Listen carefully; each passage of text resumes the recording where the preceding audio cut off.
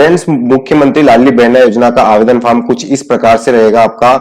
इस आवेदन फॉर्म को आपको ऑनलाइन के साथ ऑफलाइन भी भर के जमा करना रहता है। इसमें आपके हस्ताक्षर और कुछ पॉइंट होते हैं जिनको आपको क्लियर तरीके से भरना रहता है। हेलो फ्रेंड्स, एक बार फिर स्वागत है आपका हमारे यूट्यूब चैनल न्यूज़ साइबर ज्ञान में। फ्रेंड्स, आज हम बात करेंगे कि आप लाडली बहना योजना का आवेदन फॉर्म किस प्रकार से भर सकते हैं। आवेदन फॉर्म भरने की पूरी प्रोसेस हमने स्टेप बाय स्टेप बताई है, इसलिए आप वीडियो को बिना स्किप किए अंत तक बने रहें। फ्रेंड्स, हमने मुख्यमंत्री लाडली बहना योजना के लिए कौन कौन पात्र नहीं है इसका वीडियो पहले से अपलोड कर रखा है, इसे आप वीडियोस में आकर देख सकते हैं। और यदि फ्रेंड्स आप चैनल पर नए हैं तो हमारे वीडियो को लाइक करें, चैनल को सब्सक्राइब करें और साथ में बेल आइकन का बटन भी दबाएं ताकि आपको हमारे आने वाले हर वीडियो की नोटिफिकेशन सबसे पहले मिले। तो फ्रेंड्स, यहाँ पर सबसे पहला पॉइंट आता है आवेदिका का समग्र आईडी। फ्रेंड्स, जो भी बहन इस आवेदन को भरना चाहती हैं उनको सबसे पहले अपनी समग्र आईडी लिखनी है। यानी कि फ्रेंड्स, यहाँ पर हमें हमारे नाम के आगे जो समग्र आईडी दी होती है वो 9 अंकों वाली समग्र आईडी यहाँ पर डालनी है। यहाँ पर 9 खाने दे रखे हैं हमें। इसके बाद हमारा दूसरा पॉइंट आता है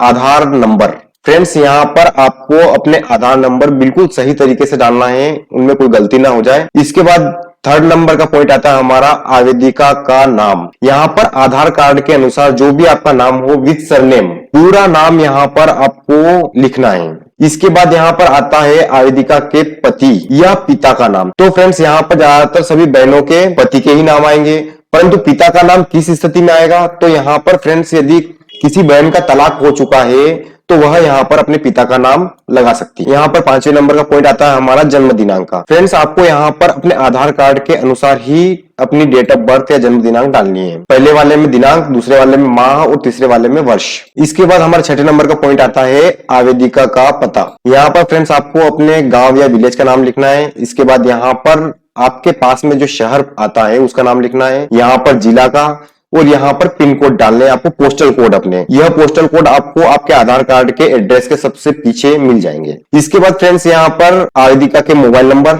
इसके बाद 8वें नंबर का पॉइंट आता है हमारा वर्ग। इसके बाद आती है हमारी अजा, यानी कि फ्रेंड्स अनुसूचित जाति, या फिर आप इसको इंग्लिश में कह सकते हैं एचसी। इसके बाद आती है हमारी अजा, यानी कि अनुसूचित जनजाति, इसको आप एसटी कह सकते हैं। और सबसे लास्ट में आता है हमारा अन्य पिछड़ा वर्ग, यानी कि फ्रेंड्स ओबीसी। आप जिस किसी वर्ग में आते हैं उस वर्ग पर टिक लगाएं। इसके बाद हमारा 9वें नंबर का पॉइंट आता है क्या सामाजिक न्याय विभाग की पेंशन प्राप्त कर रहे हैं? तो राइट का निशान लगाएं। फ्रेंड्स, इस आवेदन फॉर्म की लिंक हमने हमारे डिस्क्रिप्शन में दी हुई है, आप वहां से इसकी पीडीएफ डाउनलोड कर सकते हैं। और यदि फ्रेंड्स आप वीडियो पर नए हैं तो हमारे वीडियो को लाइक करें और चैनल को सब्सक्राइब करें। फ्रेंड्स, सामाजिक न्याय विभाग की पेंशन प्राप्त कौन कौन करता है? तो यहाँ पर दिव्यांग जन यानी कि विकलांग और जो 60 वर्ष की उम्र पार कर चुकी है हमारी बहन, वो यहाँ पर सामाजिक न्याय विभाग की पेंशन प्राप्त कर रही होती है 600 रुपए। तो फ्रेंड्स, यहाँ पर हमें जो यहाँ पर पेंशन प्राप्त कर रहा है, या तो वह 60 वर्ष से ऊपर की बहन है या फिर कोई बहन यदि विकलांग या दिव्यांग है, तो ऐसी स्थिति में आप हाँ पर टिक लगाएं। और यदि आप 23 से 60 वर्ष के बीच में आती हैं तो आपको यहाँ पर नहीं पर टिक लगाना है। इसके बाद फ्रेंड्स, हमारा आता है 10वां पॉइंट, जिसके अंदर हमें बताना है कि आप विवाहित हैं या फिर आपका तलाक हो चुका है, आप विधवा हैं। और फ्रेंड्स, यहाँ पर एक और पॉइंट आता है हमारा परित्यक्ता,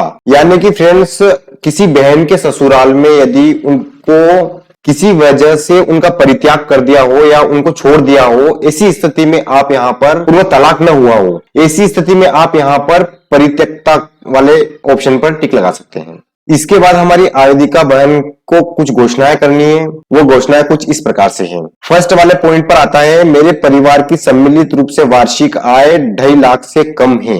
इसके ऊपर राइट का निशान लगाएं यहाँ पर। इसके बाद सेकंड नंबर का पॉइंट आता है हमारा मैं स्वयं तथा मेरे परिवार का कोई भी सदस्य आयकरदाता नहीं है। यदि आपके परिवार का सदस्य आयकरदाता नहीं हो तो यहाँ पर टिक लगाएं।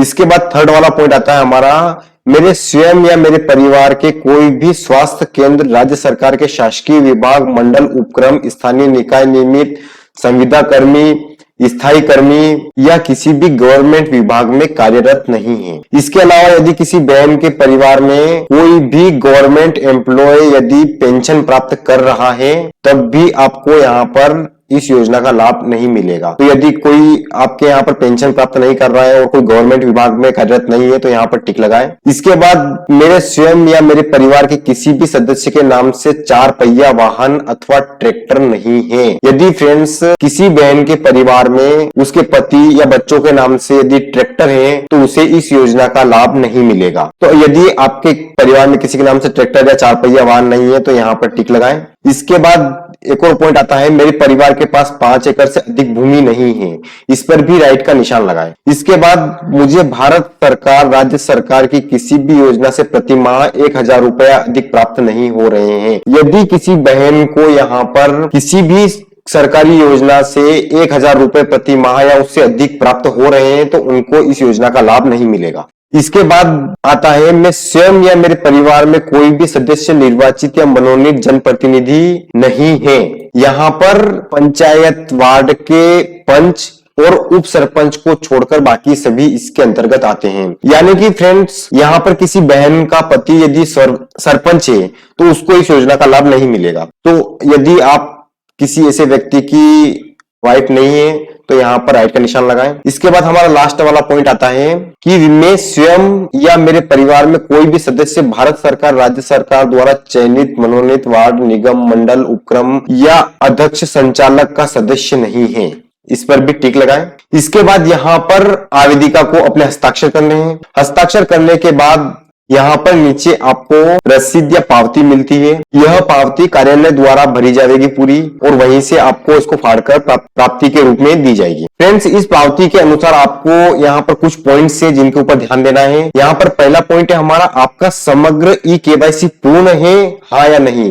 तो आपको, यदि आपने यहाँ पर समग्र ई-केवाईसी पूर्ण नहीं किया हो तो इसका वीडियो हमने पहले ही अपलोड कर रखा है, तो आप वहां से उस वीडियो को देखकर अपने घर पर बैठकर भी इस केवाईसी को पूर्ण कर सकते हैं। यहाँ पर यह केवाईसी पूर्ण करना बहुत जरूरी है, इसलिए आप सबसे पहले यह निश्चित कर ले कि आपकी समग्र ई-केवाईसी पूरी है या नहीं। फ्रेंड्स, यहाँ इस पावती के अंदर आपको कुछ पॉइंट्स देखने को मिलेंगे। समग्र ई-केवाईसी का वीडियो हमने पहले ही अपलोड कर रखा है, उसे आप हमारे डिस्क्रिप्शन में लिंक दी हुई है, वहां से क्लिक करके देख सकते हैं या फिर हमारे वीडियोस के अंदर जाकर भी उस वीडियो को आप देख सकते हैं। यहाँ पर इस बात पर ध्यान दें आप कि आपको समग्र ई-केवाईसी जरूर पूर्ण करना है। यदि आपकी ई-केवाईसी पूर्ण नहीं होती है तो इस योजना का लाभ आपको नहीं मिलेगा। इसके बाद सेकंड नंबर का पॉइंट आता है हमारा, आपका आधार बैंक अकाउंट से लिंक है। यदि नहीं है फ्रेंड्स तो अपनी बैंक में जाएं, अपने आधार कार्ड और अपनी पासबुक की फोटोकॉपी वहां पर दें और उनको कहें कि आप हमारा आधार कार्ड हमारे बैंक खाते से लिंक कीजिए। और वहां पर बैंक में आप एक बात और कहें कि हमारे बैंक अकाउंट पर डीबीटी इनेबल कीजिए। इस प्रकार से आप इस आवेदन को स्टेप बाय स्टेप पूरा भर सकते हैं।